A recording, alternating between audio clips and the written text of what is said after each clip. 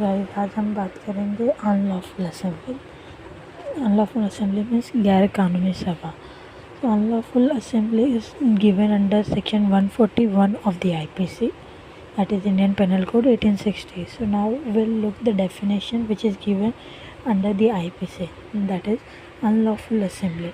An assembly of 5 or more persons is designated an unlawful assembly if the common object of the person composing that assembly is first is to overawe by criminal force or show of criminal force the central or any state government or parliament or the legislature of any state or any public servant in the exercise of the lawful power of such public servant, or the second is to resist the execution of any law or any of legal process, or the third one is to commit any mischief or criminal trespass or other offences, or fourth one is by means of criminal force or show of criminal force to any person to take or obtain possession of any property or to deprive any person of the enjoyment of right of way or of the use of water or other incorporeal rights of which he is in possession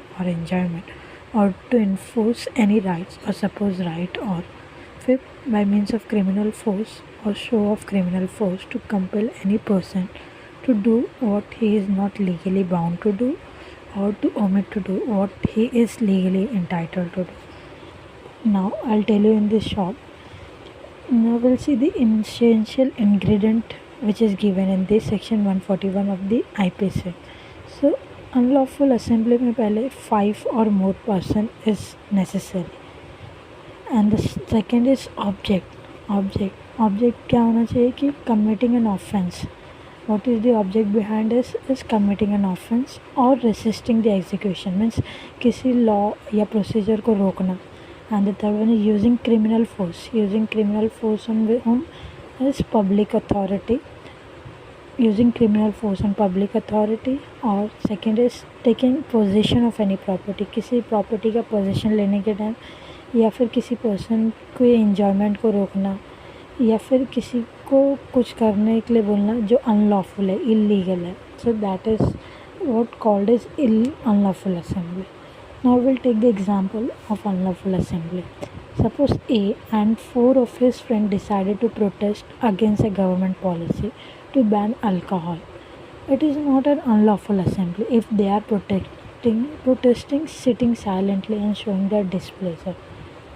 Suppose they decided to destroy public property to intimidate the government for the decision. In that case, all 5 of them are part of unlawful assembly and will be liable to punishment under the Indian Penal Code.